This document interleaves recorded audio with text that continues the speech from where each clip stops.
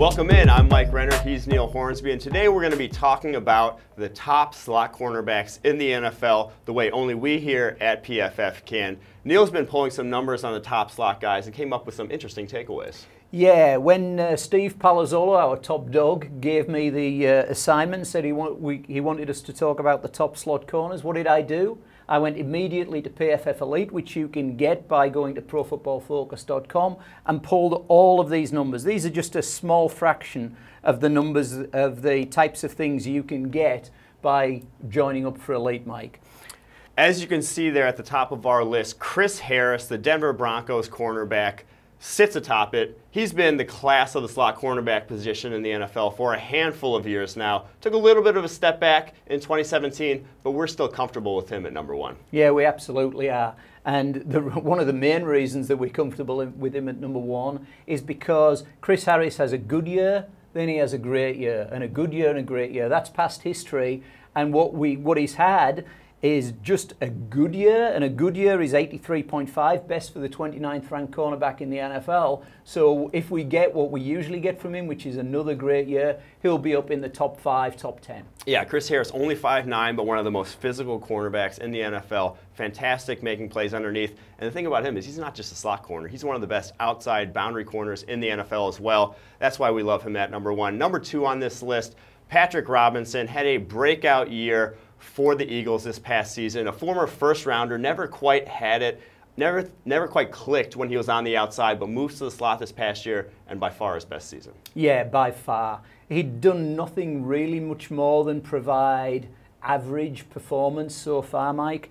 And I'm expecting what he's going to do is he's going to walk into a particularly favourable position back in New Orleans as well. They've got Ken Crawley. They've got Marshawn Lattimore on the outside. That will allow him to play entirely in the slot. And whatever he does, even if he drops down from that after what they got from P.J. Williams and Kenny Vaccaro last year, it's going to be a massive upgrade. Oh, yeah, huge upgrade compared to what they had from Kenny Vaccaro. And now all of a sudden that same secondary that was much maligned for years looks like one of their strengths. On to the third guy on our list, Kendal Fuller. Last season had a breakout year in his year two for the Washington Redskins. Traded over the offseason to the Kansas City Chiefs. Maybe a little worrisome, though, because he's going to play more outside cornerback. They're going to have to, but what we saw from the slot was fantastic. What we did, yeah, absolutely. As the numbers show, 84% of his snaps in the slot.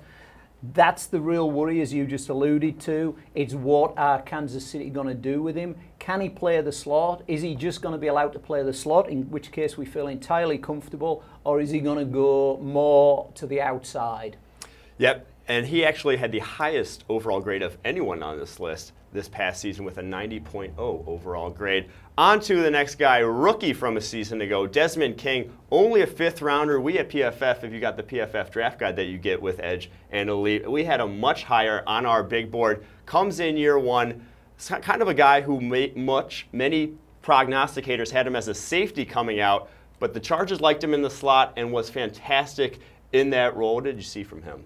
So it's really the fact that he can do anything. If you want him to blitz, he's incredibly good blitzing. Very, very good run defender, and obviously very good in coverage as well. So he's got the full package that you want from anybody playing that slot position, and the first and foremost of those obviously being coverage, and he was off the charts good again for a slot corner in that position straight off the bat. Yeah, he's a guy who ran a 4.6 at his pro day, and that's just going to drop you down a lot of boards, but the fact of the matter is when you can play the slot as well as he does, that has a lot of value, almost as much value as playing on the outside. So the fact they dropped all the way to the fifth round, a huge steal for the Chargers there. On to the next guy, Los Angeles Rams, nickel cornerback, Robey-Coleman, who is a guy that we probably would have valued a lot higher than the NFL has. Coming out of Buffalo, only got a one-year deal worth less than $1 million a season ago, but had been one of the better slot cornerbacks in the NFL, and up to that point in his career, all of a sudden had another fantastic year in LA, and then now he gets the big contract. What do we see from him?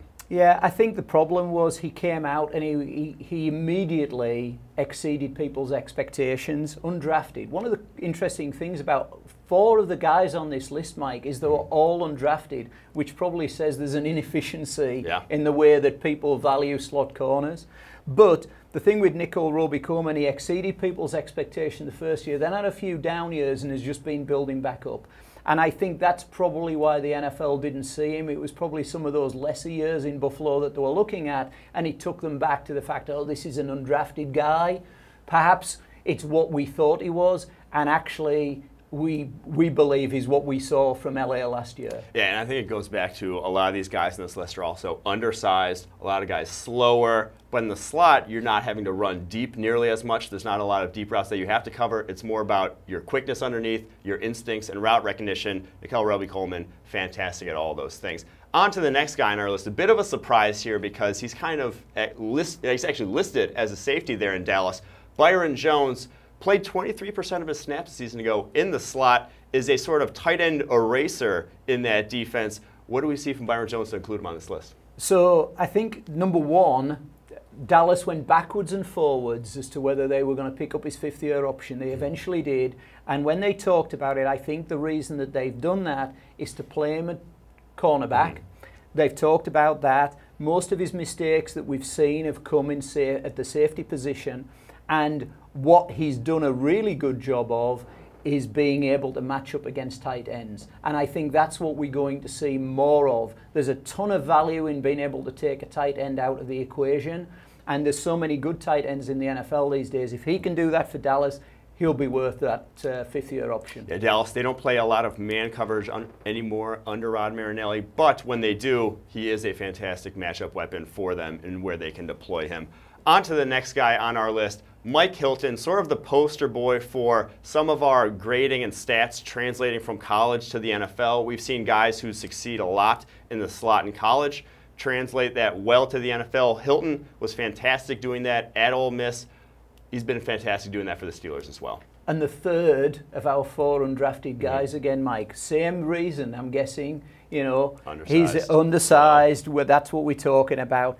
And again, they waived him, they brought him back, they messed around a little bit. But eventually, when he got onto the field, as he did last year, he was fantastic. He was, you know, we graded him a 53.6, which was good enough for 28th overall in the cornerback rankings. Interesting thing that we see with him is the amount of times they're blitzing him. 83 times, which is a huge amount. That's 5 a game. Yeah. There was once against Baltimore. They like Baltimore so much they blitzed him 15 times in that game. That's what they're doing with him. Yeah, Hilton's a missile in that defense. Fantastic fit for what they do. And finally, the last guy on our list, Bears cornerback Bryce Callahan, hadn't played 500 snaps in a single season until this past year. When he was rewarded with more playing time there in Chicago, he rewarded the Bears with his best season yet. Yeah, and it was fantastic. And those numbers, by the way, Mike, amid 4 games in the middle of the season when he was injured. So he started the season well, he was injured, and he came back. Rewarded, as you say, an 82.9 PFF grade, playing 90% of his snaps in the slot. Yep, and another guy, 5'9", 180. Like you said, there might be a little bit of a market inefficiency here with undersized corners who can ball out in the slot. Go to ProFootballFocus.com to find all these numbers on your favorite cornerbacks.